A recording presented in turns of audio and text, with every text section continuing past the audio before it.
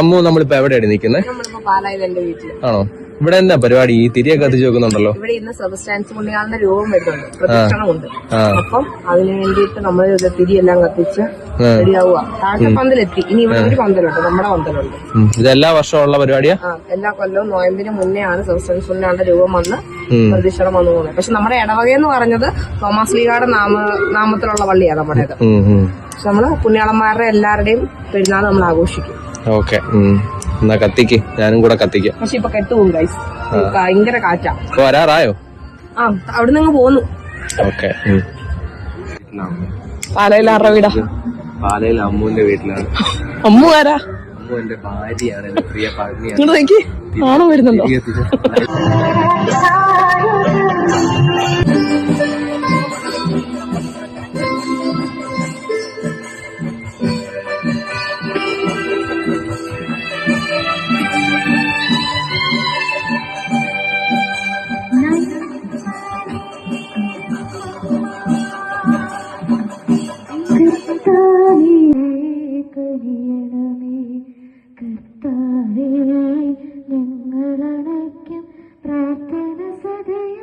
സഹവാസം നമ്മളെ കൂടി ഉണ്ടായിരിക്കട്ടെ, ഇപ്പോഴും എപ്പോഴും എന്നേക്കും.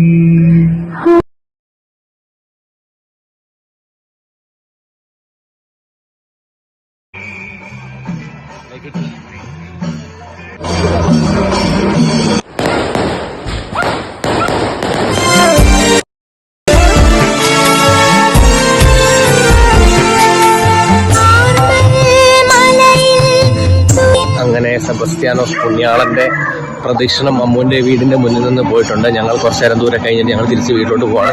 നന്നായിരുന്നു. ബാക്കിയുള്ള പന്തലിലോട്ട് കൂടെ അത് പോയി 4 പന്തലും കൂടെ ഉണ്ട്. അത് കഴിഞ്ഞ ഒരു 9 മണിയാകുമ്പോഴത്തേക്കും പള്ളിയിൽ എത്തത്തുള്ളൂ. പള്ളിയിൽ ലതീഞ്ഞുണ്ട്. നമ്മുടെ കത്രിയുടെ പള്ളിയിൽ. Okay, by.